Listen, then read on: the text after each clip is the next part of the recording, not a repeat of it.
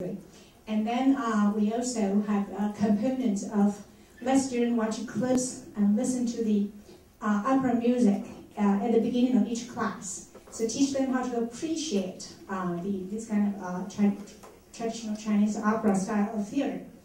And the third was the reading of the canonical literature. And I know the majority of the students, they're there to fulfill all kinds of different requirements. And one of the requirements that you fulfill is aesthetic requirement. And so it occurred to me that since the course fulfill the aesthetic requirement, but the student has never had experience to see a Chinese opera perform live. And so I happen to know some very, very talented musicians locally, or they pass through this place and then move away.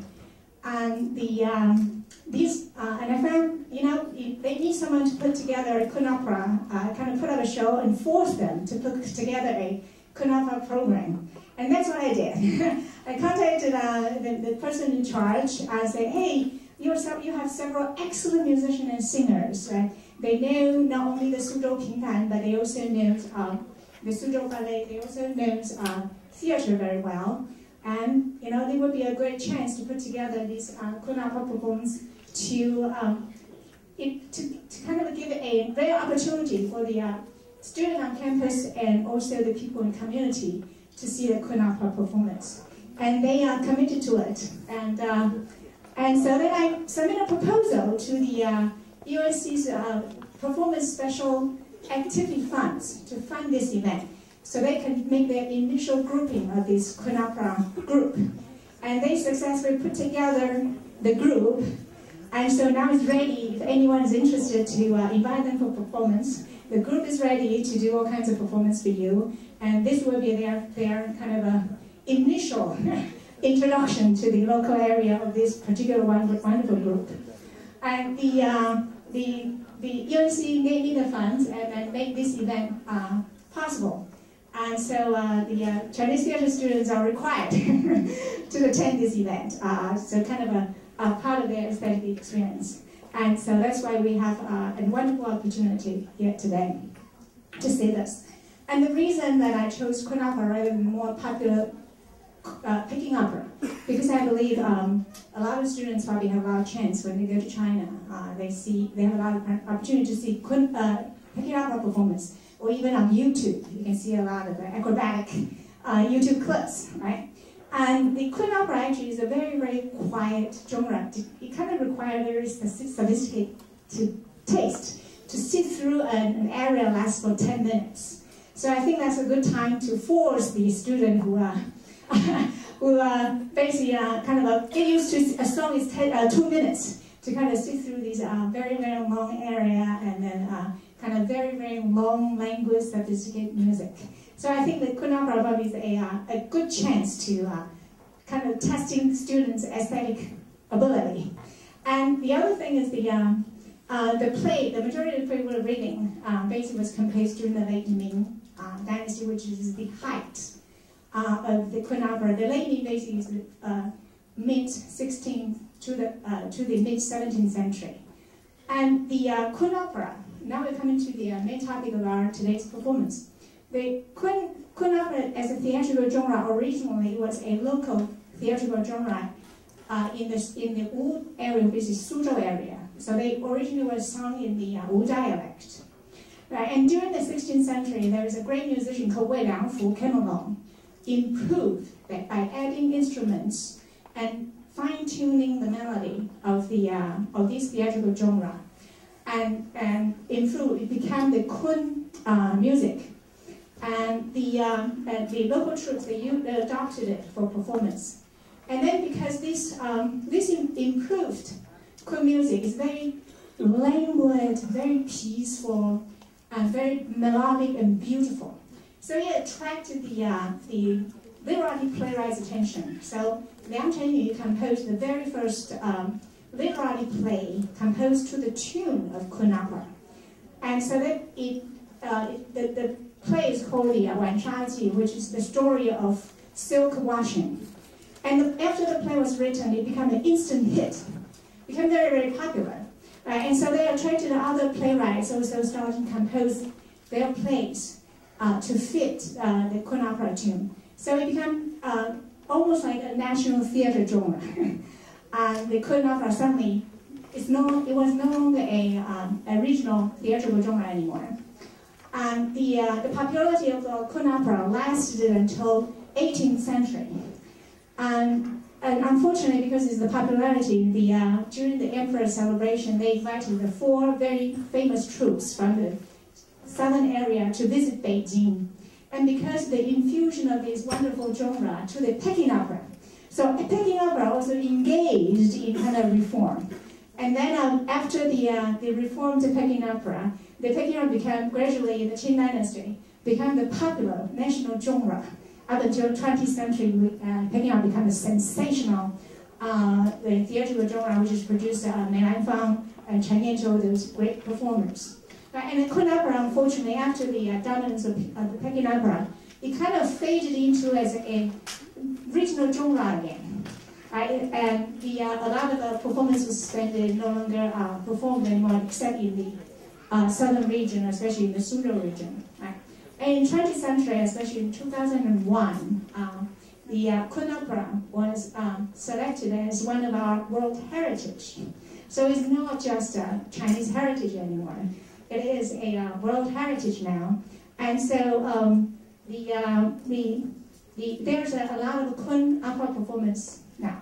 And in the West, in the 1990s, they put up a great show, an 18-hour show of the greatest Kun opera play, which is called The Peony Pavilion in Lincoln Center for 6 nights. And a lot of people went there to see the performance. You can still have a DVD, although it's kind of excerpt from that particular performance. And recently, the Taiwanese writer called Bai Xianyong basically kind of organized a so-called youth version, 青春版 youth version of Peony Pavilion, tour around China and also in California and the west coast of America. It became a huge sensation. So now the younger generation, because of the youth version of Peony Pavilion, and then more and more people starting to watch the performance and listen to the Kun opera now. And so in recent years, the Kun opera there is a renaissance period, a kind of revival of the Kun opera. And so we're very glad that we have these wonderful musicians to introduce us a little, somehow give everybody a taste of what Kun opera is like. But we don't, because we don't have the member of whole troops to put out the whole show. Right? And so basically, today's performance, we just chose the areas, the songs from the Peony Pavilion to let you have a taste of the music and the dance movement. Right? And probably the reason that Peony Pavilion was chosen was because it's one of the most famous plays written by the 16th century playwright called Tang Xianzu. Tang Xianzu actually was born in 1550 and died in 1616, right? And the death year probably is very familiar to you because the same year Shakespeare died too. And Tang Xianzu sometimes will be called, he was the Chinese Shakespeare. And the Peony Pavilion is the moment it was written, it instantly became a very popular, not just theater, but also a piece of literature. A great literature, and instantly challenged the traditional concept of Chinese drama as a didactic venue. Right? It basically insists the drama is mostly about romance, about love. And he also refused using his lyrics to accommodate music. He insists music should accommodate the beautiful lyrics, right? And so he created a huge debate during the late Ming era. And the Peony Pavilion, because it's so beautifully written, and it became the instrument become a canonical work in the Chinese theatrical tradition. And nowadays, it has English translation. It is also covered, and students also need to read this play in the class. It's very philosophical. And the Bridal Duel, which is the Du Liang, the female actress, captured a lot of imagination. Things it came into existence in Peony Pavilion. And the story of Peony Pavilion actually was a female grew up in a quite well-off magistrate's house. The parents are very more kind of Confucianist oriented. They govern the household in a very, very strict moral code. So the daughter didn't know that her own house has a garden. And only by accident, her maid discovered the existence of garden and told the maid told her mistress, hey, we have a beautiful garden, and maybe we should go take a look. And so when the father was not around, the daughter and the maid took the opportunity to go into this secret garden. And then after the touring of the secret garden, this beautiful young lady went home and took a nap. And then she had a dream. In her dream, she actually met her lover in the dream that she has never met before. And so in the dream, of course, they fall in love instantly in the dream, and then they have a relations. And then she woke up. She woke up from the dream. And after she woke up from the dream, she kept going back to the garden and tried to recapture that dream. Let that dream come back again. But it never came back. And then she died out of sadness. But after she died, kind of miraculously, her lover in a dream actually traveled to the place. And he was so sick, and he was rescued by her former tutor before she died. And so this man actually was kind of nursing back to health, just right in the garden, right in the house. And so after he kind of bring back to health, he ran into the ghost of this woman. And so he, with the help of the Taoist nun, they revived, they actually resurrect this young lady, and they got married. And then after they got married, because they are war, so they have to flee to somewhere else. And then accidentally, because the father, the daughter was worried about the father, so sent the son-in-law to meet the father. But then the father refused to acknowledge this young man as son-in-law because his daughter died already. So the son-in-law was beaten up terribly because of his impostor. And then finally the daughter also came. The daughter tried to unite with the parents. The mother accepted her instantly, but the father still refused to recognize her because he thinks that his daughter is already dead. It's impossible to have someone resurrected. And at the end, the whole case had to present in front of the emperor.